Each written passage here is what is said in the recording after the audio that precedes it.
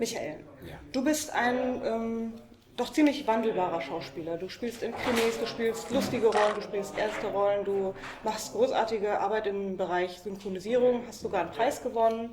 Gibt es ein besonderes Michael-Lott-Rezept, mit dem du dich vorbereitest? Also ich lasse mich auf die Rollen ein einfach. Ne? Also ich versuche das dann möglichst zu füllen mit dem aus mir heraus, ja. Auf jede, also alles, was ich mache. Egal, ob ich synchronisiere oder spiele oder drehe oder Hörspiel mache oder jetzt ein Spiel mache, das ist eigentlich egal. Es ist eine Rolle, es ist eine Figur und die gehe ich an. Und versuche auch unterschiedlich zu sein. Also ohne dass ich mir das jetzt speziell vornehme, aber weil die Figuren immer anders sind, versuche ich das ja. Gibt es denn einen Unterschied bei der Synchronisation eines Films zum Beispiel oder einer Serie im Gegensatz zu einem Computerspiel? Naja, im Grunde ist es angenehmer, ein Spiel zu machen, weil man freier ist. Ne? Also bei der Synchronisation bin ich natürlich schon gebunden und versuche es annähernd so gut zu machen wie der Kollege irgendwie im Bild. Und manchmal auch besser. Also es gibt auch schlechte Filme, und die man versuchen kann, besser zu machen. Also durch die Synchronisation besser zu machen, als die Schauspieler im Original sind. Das gibt es auch, aber in der Regel versucht man so gut zu sein wie. Ja? Und weil das Original immer irgendwie, natürlich, weil es das Ganze ist, was gespielt wird, da ist es irgendwie immer komplexer und so. Aber manchmal gelingt uns das ja ganz gut in Deutschland. Was machst du am liebsten in deiner Freizeit? In meiner Freizeit bin ich immer gern im Wald unterwegs. Ich bin so Waldschrat. Also ich habe einen Hund und mit Tieren und so habe ich ganz viel zu tun. Und ich wollte mal Förster werden, das war so mein Traumberuf. Und habe ich dann nur nicht gemacht, weil ich keinen Bock hatte, irgendwie auf dem Rechner irgendwelche Bäume zu zählen. Also das wäre dann so, wahrscheinlich wäre ich da gelandet irgendwo. Man träumt immer von so einem Forstamt, aber das machen die wenigsten Förster, sondern die meisten zählen irgendwo Bäume und gehen dann dreimal im Monat in den Wald. Das wäre mir dann zu wenig gewesen. Also ich bin mehr im Wald als dreimal. Okay, super. Wie machst du das denn? Nimmst du denn Arbeit auch mit nach Hause? Denkst du zu Hause weiter darüber nach oder kannst du wirklich abschalten? Und wenn ja, Nee, abschalten, ja. Abschalten ist schwierig, also für mich, weil es geht irgendwie immer weiter und so. Also es ist auch im Urlaub manchmal schwierig, das ist dann für die Familie auch manchmal nicht so leicht. Aber ich kann das ganz gut, also ich kann auch Theater spielen und dann abends gehe ich nach Hause und dann ist das Job, ja. Dann denkt man nicht weiter, man ist nicht weiter irgendwie der Typ, den ich da gerade gespielt habe. So, das ist Quatsch, beim Drehen auch nicht. Aber nee, man denkt schon immer weiter, man ist schon damit beschäftigt, permanent, ja. Also es arbeitet immer irgendwas in einem. Ja. Das ist bei uns auch oft so. Ja klar, weil wenn man entwickelt und so, das ist eben auch ein kreativer Prozess. Ne?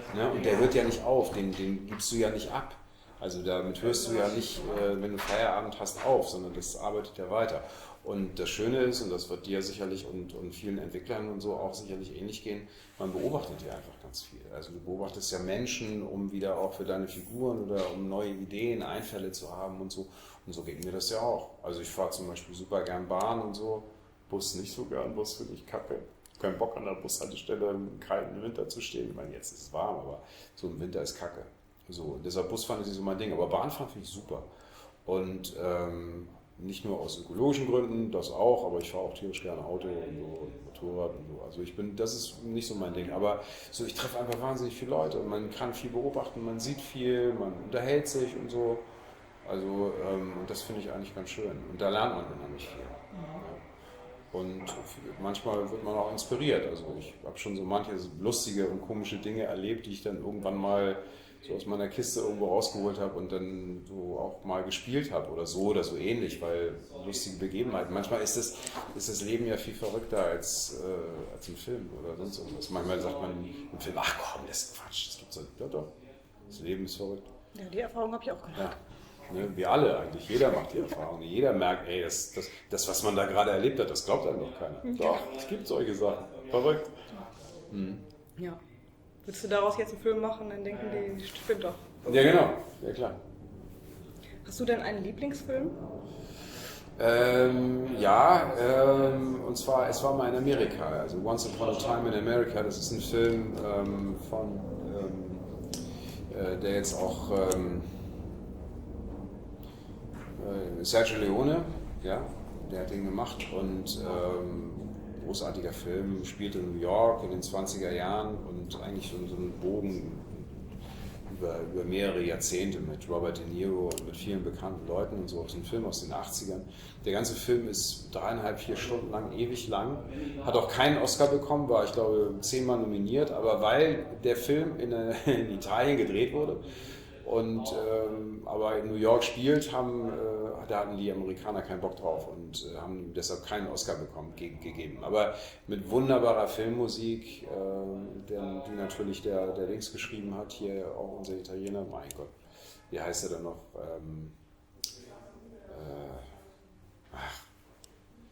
Spielen wir das Lied von Tod und so, also der Komponist. So, und wunderbare Filmmusik und der Film nimmt sich unheimlich viel Zeit für verschiedene Sachen. Ennio Morricone, genau. Danke. Ha, hast mich gerettet. Und großartig. Und der ganze Film ist einfach ein Hammer. Also weil die Figuren sind so ausgespielt und da gibt es wunderbare Szenen. Ich liebe diesen Film einfach. Ja, ein Meisterwerk. Schön. Gibt es denn vielleicht auch aus frühen Jahren irgendein Computerspiel, womit du Berührungspunkte zu Computerspielen überhaupt bekommen hast? Also ich bin kein großer Spieler. Ich habe natürlich gespielt früher. Ich müsste aber echt überlegen, was ich gespielt habe. Ich habe alles Mögliche gespielt. Also, aber das waren so ganz einfache Sachen früher. So irgendwie was bauen, eine Stadt aufbauen oder irgendwie und Mittelalter und so, daran kann ich mich erinnern. Das waren, glaube ich, ganz merkwürdige Spiele, die heute alle gar nicht lustig finden würden, weil sie so einfach waren. Ach, geht. Ich meine, wir haben ja alle mit irgendwas angefangen. Ja, also das war so meins. Ich musste dann gestehen, bin dann irgendwann ausgestiegen aus der Nummer, weil ich auch da ein Nerd bin und so. Also ich bin auch jemand, der stundenlang Serien gucken kann und so. Und ich weiß einfach, das ist nicht familienkompatibel. Also da ich sowieso schon so viel Zeit verbringe, so mit meinem Beruf, das ist in der Familie nicht so gern gesehen bei mir. Also ich habe auch keine Xbox, nichts, gar nichts. Also nicht, weil ich sie nicht haben möchte, sondern ich glaube, ich würde mir keinen Gefallen tun. Also ich würde mich eher einschließen. Also ich finde das total geil und es wird immer besser. Also auch wenn ich bei Freunden bin, dann gucke ich natürlich rein. Habe auch total Bock drauf, aber ich weiß, ich würde mich drin verlieren. Wie ist das mit deiner eigenen Arbeit? Guckst du oder hörst du dir deine eigene Arbeit an? Ja, also allein schon, um mich zu kontrollieren, um zu gucken und zu hören, ist das gut oder nicht gut oder also ich muss dazu stehen, sonst funktioniert das nicht und das gilt für mich immer, also egal was ich mache.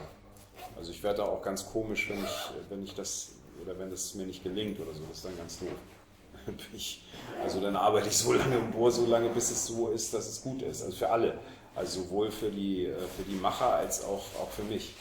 Also ich habe da auch sehr hohe Ansprüche an mich selber. Also es gibt dann schon mal Tage, wo ich auch sage, oh Kacke und so, dann mache ich lieber normal. Oder hänge noch eine Stunde dran oder wie auch immer. Manchmal geht es nicht, beim Film manchmal geht es nicht. Dann kann man 2, 3 Szenen nochmal machen oder eine Einstellung 3-mal machen, 4-mal machen, aber du kannst ja nicht 100-mal machen und wenn sie dann nicht gelingen, das gibt es natürlich. Oder es gibt einen Theaterabend, wenn ich Theaterabend spiele, dann gut, dann gibt es mal gute und schlechte Tage und das gibt es natürlich auch beim Spiel, ja, klar, dann hat man mal gute Tage oder so oder auch mal einen schlechten Tag. Aber wenn es ein schlechter Tag ist, dann mache ich ihn zum Guten. Das ist eine gute Einstellung. Ja. Ich finde das immer faszinierend irgendwie, wenn man Schauspieler ist oder so. Wenn ich zum Beispiel irgendwas sehe, wo ich selber darauf zu sehen bin, dann finde ich das immer ganz komisch, sich das anzugucken. Ja, das stimmt. Also ich selber ich bin sehr kritisch. So mit mir selbst und meine Familie ist noch kritischer mit mir, weil die kennen mich natürlich auch rauf und runter.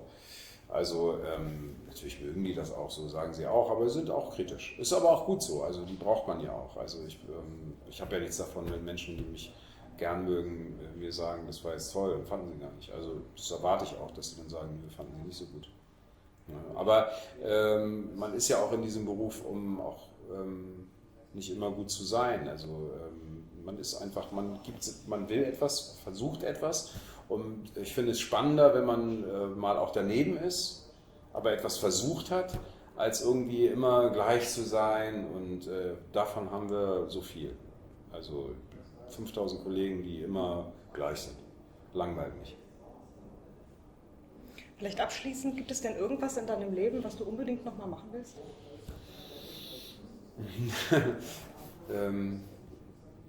Nee, tatsächlich im Moment nicht. Also ich bin echt im Moment gerade ganz glücklich. Also so wirklich glücklich. Also ich habe nichts. Ich habe eine tolle Tochter, irgendwie, die großartig ist. Meine Frau, mit der ich seit ewigen Jahren zusammen bin und glücklich bin.